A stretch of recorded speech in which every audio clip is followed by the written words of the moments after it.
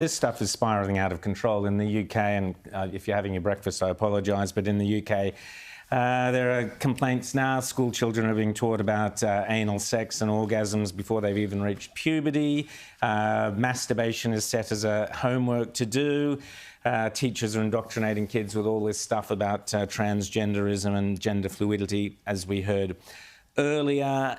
We also have the NHS, the health service there, facing a mass legal action from 1,000 families who claim that their children were rushed into taking life-changing puberty blockers. So that's all that's happening in the UK. And when it happens in the UK, don't worry, it happens here a couple of months or years later. And Rowan, just to pick up on the point that Rita was making about the opportunity for, the centre-right, for the Liberals here, the coalition, you've got this is where the moderates get it absolutely wrong. And this is why, the Liberals are struggling with an awful lot of groups. It's because really, in fact, outside of these sort of bubbles that they live in, people are much more socially conservative about this stuff. And the point is, they get locked into these sort of, libertarian sort of Twitter bubbles where they think everybody is economically libertarian and socially libertarian because that's what they are.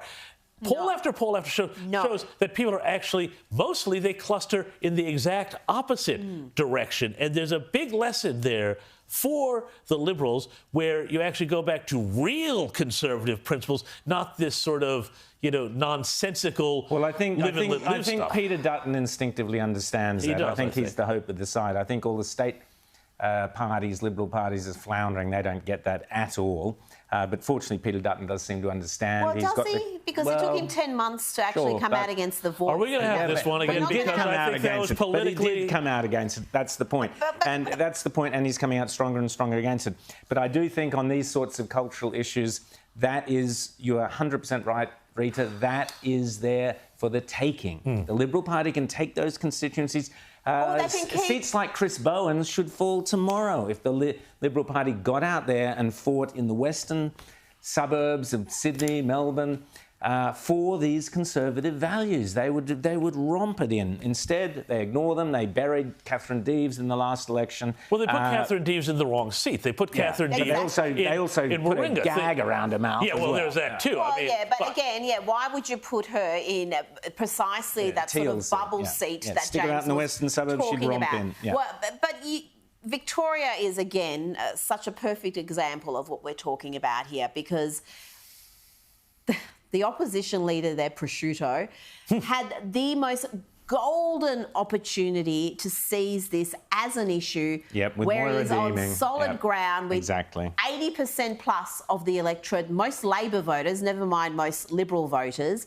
So when Dan Andrews came out against these women and was just so abhorrent in how he described them, blamed them for the actions of these cosplaying Nazi men, he could have seized that opportunity to say, no. One, you're not going to bully my MP.